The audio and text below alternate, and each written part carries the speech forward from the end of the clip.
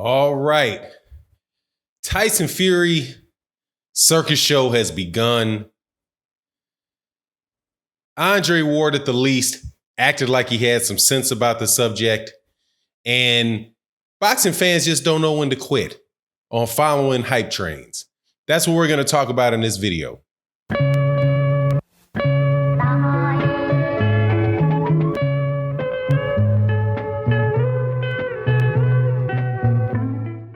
All right. As usual, let me start this with a Tyson Fury disclaimer. Tyson Fury is an excellent fighter.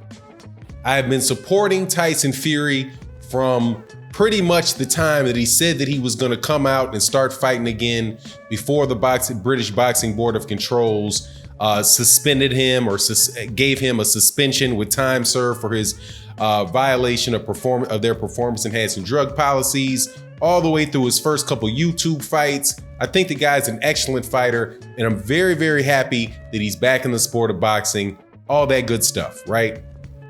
Tyson Fury is not a hype job. What's going on around him, though, is nothing short of delusional hype train. And this is what I mean by that. Gotta look at my phone. Tyson Fury just fought somebody that did not belong in the ring with him.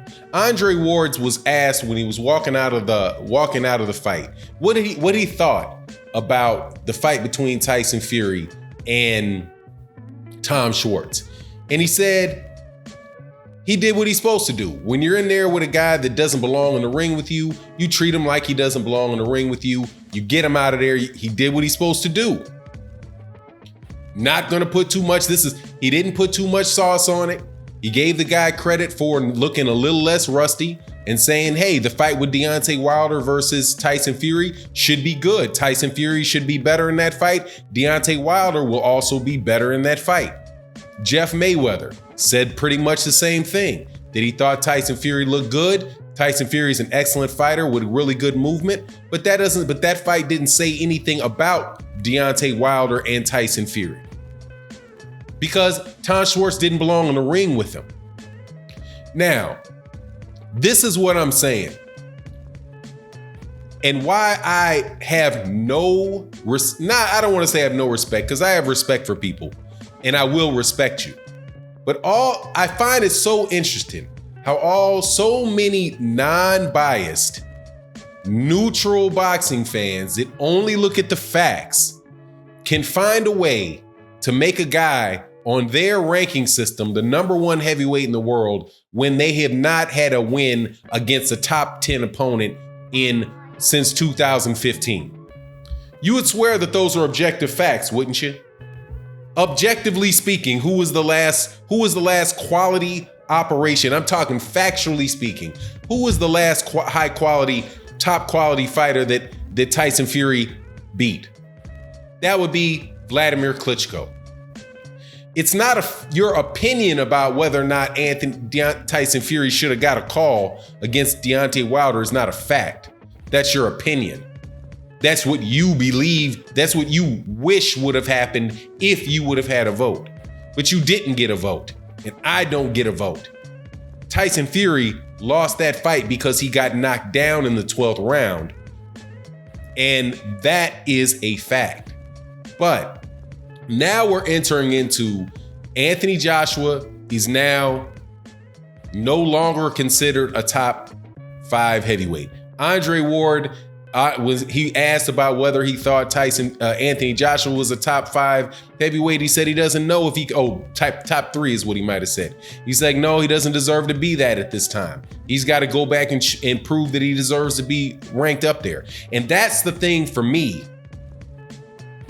that really keyed me in and where I agree with him. And I'm going to apply that to Tyson Fury. And I'm also going to talk to this certain person. This is going to be a little bit of a Fanon response thing.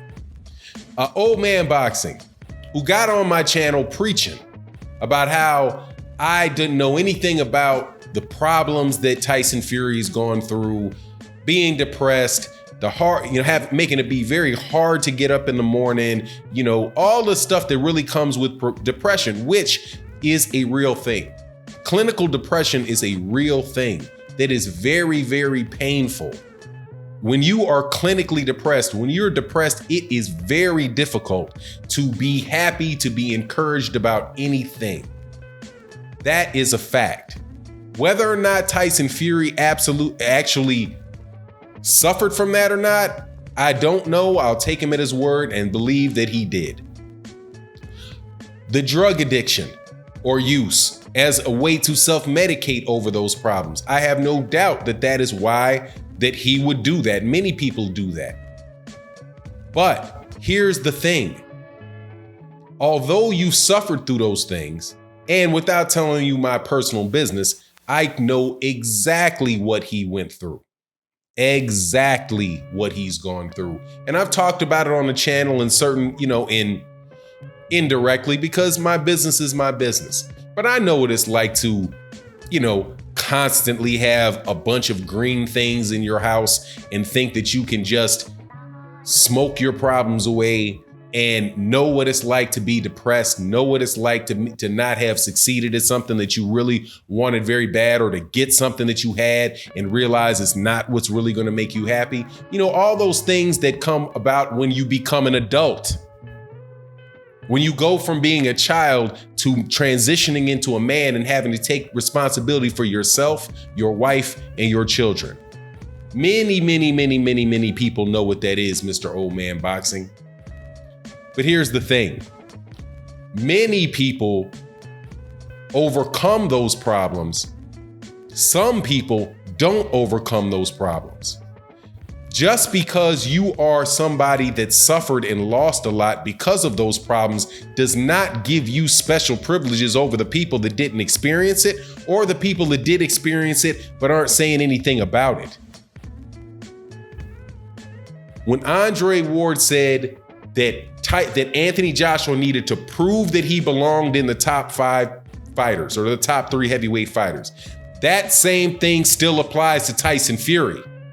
Because Tyson Fury beat Pineda, Safiri, and Schwartz, and drew with Deontay Wilder. That's it.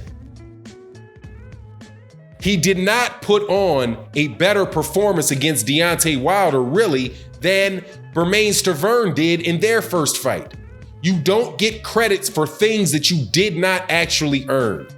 And to give Tyson Fury all this credit for something he did not earn is actually crippling that young man. He keeps talking like he won a fight that he did not win.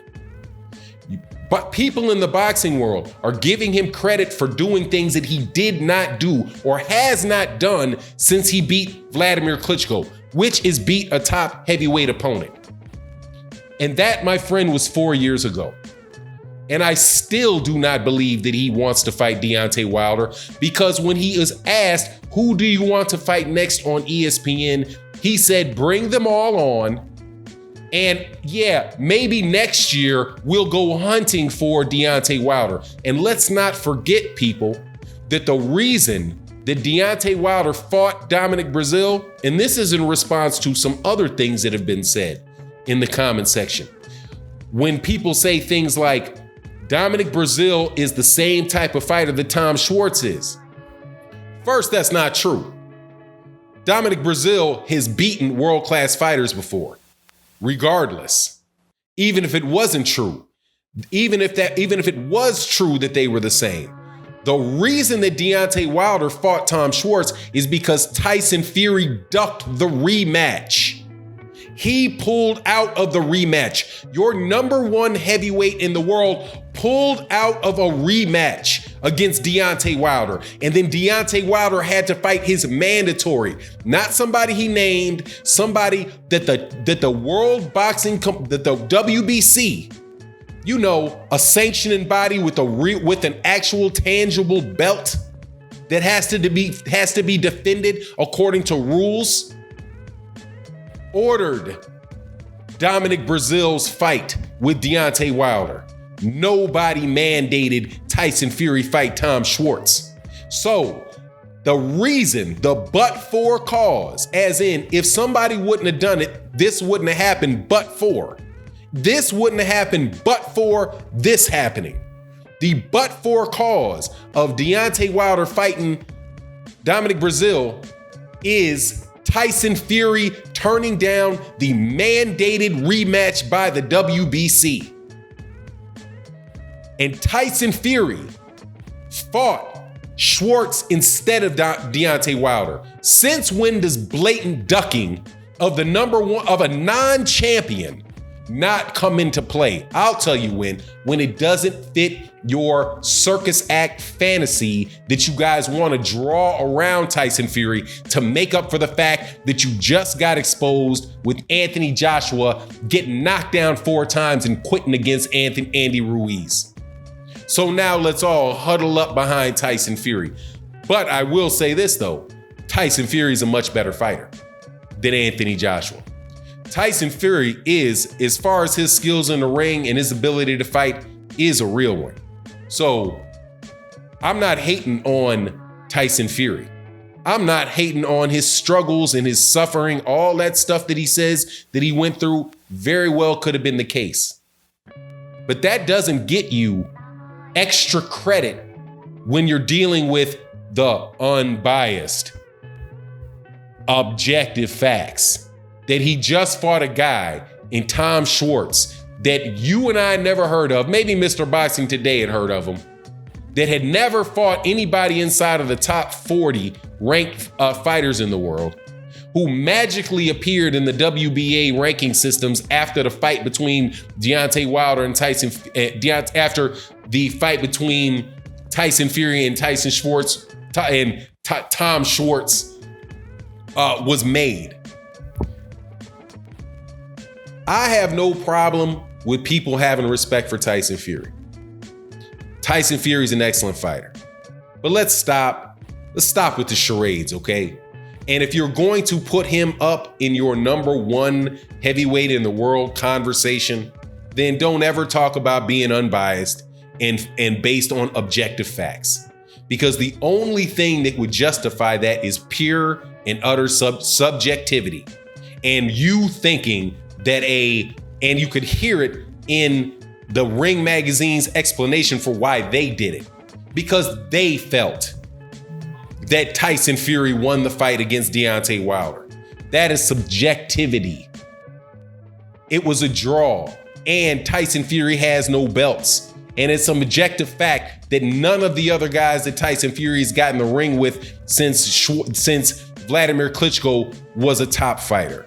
But anyway, do what you want to do. And I do respect Tyson Fury, and I encourage him to overcome his sicknesses and his depression and all that stuff. It really is a good thing when you find something to focus on and you accept what your problems are and you move forward in a way that recognizes what your problems were and you begin to mature as a man. And my hat goes off to that young man, and I hope he continues to do that way, to continue to go that way. But you guys aren't doing him any favors by handing him stuff that he didn't deserve. If he's going to be the number one heavyweight champion in the world, it should be heavyweight in the world. It should be because he beat somebody in the ring, that he got his hand raised and he walked out with a belt, not walking out with a moral victory. Anyway, it is what it is. And with that, I'm out. Peace.